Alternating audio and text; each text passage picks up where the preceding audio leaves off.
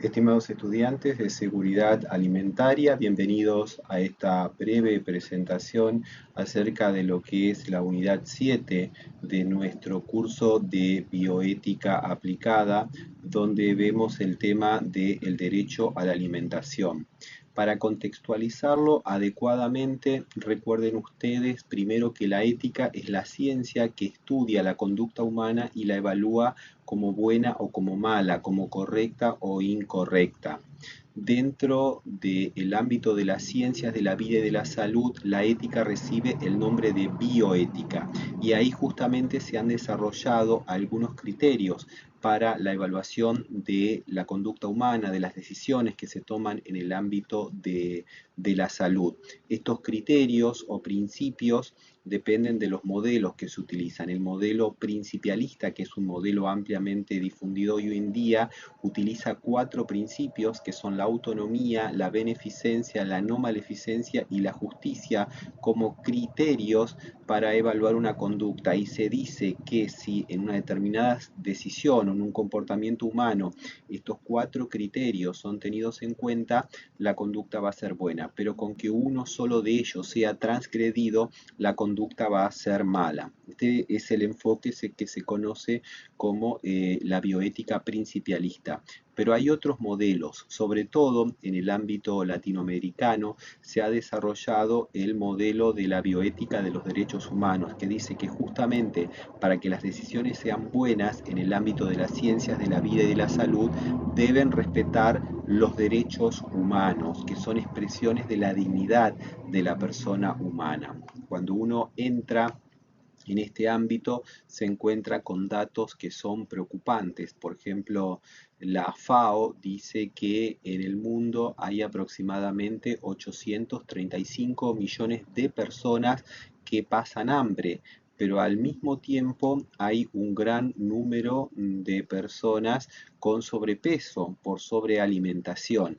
Hasta el año 2005 el número de hambrientos superaba al número de personas con sobrepeso, pero a partir del 2005 el número de personas con sobrepeso debido a sobrealimentación ha superado al número de hambrientos en el mundo. Entonces uno se va encontrando con estadísticas que nos hacen tomar conciencia de la necesidad justamente de trabajar para que en el ámbito de la alimentación este derecho tan fundamental sea respetado y se pueda garantizar el alimento para todos los seres humanos.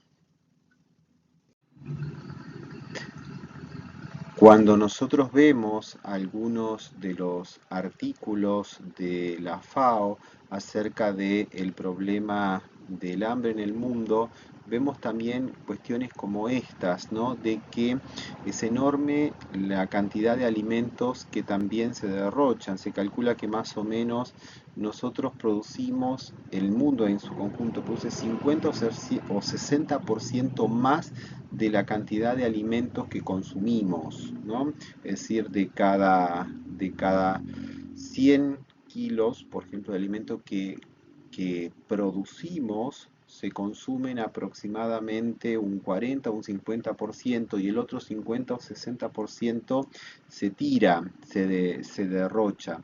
Lo que muestra también una nueva perspectiva de la injusticia y la desigualdad. Básicamente esto está relacionado con el derecho a la alimentación, donde justamente se dice que todos los seres humanos, por el hecho de ser humanos, deberían tener esta condición básica, elemental, satisfecha, pero hoy en día sigue habiendo todavía enormes injusticias. Quería compartirles, por ejemplo, esto es una comparación en lo que tiene que ver en el ámbito de la nutrición infantil. Fíjense, de un lado ustedes tienen a su izquierda, esto es un corte de un tejido nervioso de un bebé, de un lactante, que falleció en un accidente se ha tomado, ¿no? Se han tomado como dos muestras, ¿no? Por un lado de un niño, a la izquierda de un niño desnutrido en las primeras etapas de su vida, de un lactante, y por el otro lado de un niño que ha recibido una alimentación adecuada en los primeros meses de la vida, ¿no? Fíjense cómo impacta esto en el tejido nervioso y por lo tanto también esto después va a impactar en lo que son las posibilidades de educación, las posibilidades justamente de desarrollo de los otros aspectos de la vida. Bueno, esto justamente está muy relacionado con el concepto del derecho a la alimentación.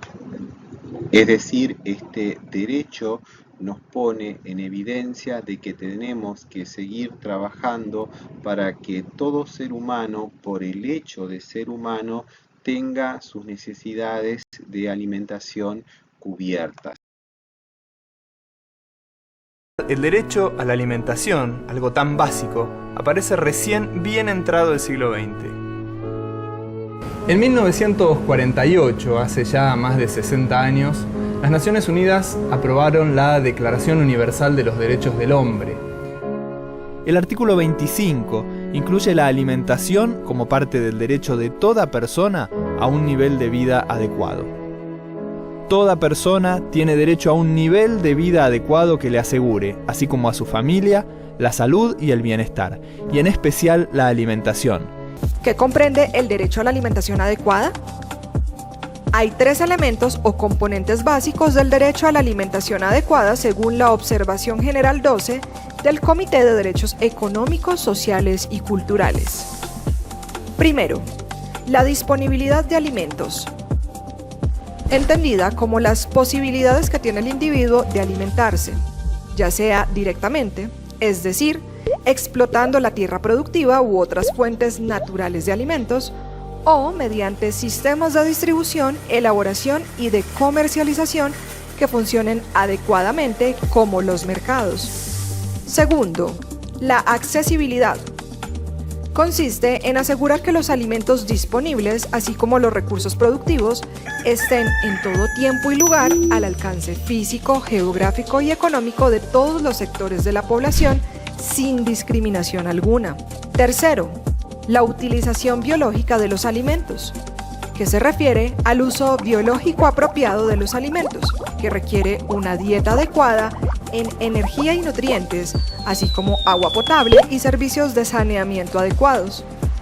Ello implica los principios básicos de la nutrición y los cuidados apropiados de los niños, así como las técnicas salubres de almacenamiento y elaboración de alimentos.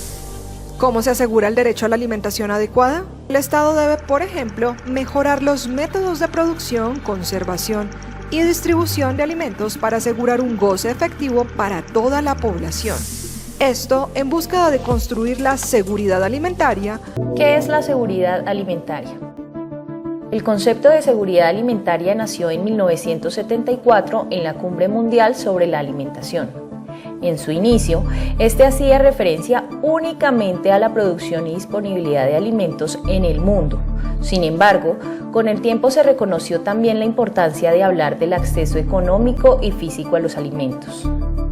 Así, este término fue definido por la Cumbre Mundial sobre Alimentación en 1996 como el estado en el que todas las personas en todo momento tienen acceso económico y físico a suficientes alimentos inocuos y nutritivos para satisfacer las necesidades alimentarias y preferencias en cuanto a alimentos a fin de llevar una vida sana y activa.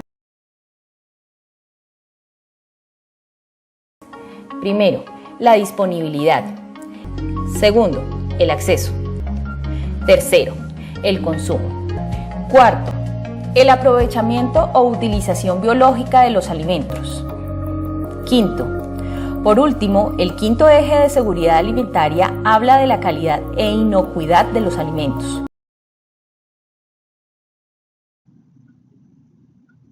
Entonces, como resumen de esta unidad del derecho a la alimentación, lo que a ustedes le tiene que quedar en claro cuando leen lo que es propiamente el módulo 11 es ¿En qué consiste el derecho a la alimentación? O sea, hacer una lectura del material del módulo 11 y al final poder responder qué es el derecho a la alimentación, cómo ha sido formulado, sobre todo en la Declaración de los Derechos Humanos y en distintas declaraciones que se han ido dando en las últimas décadas.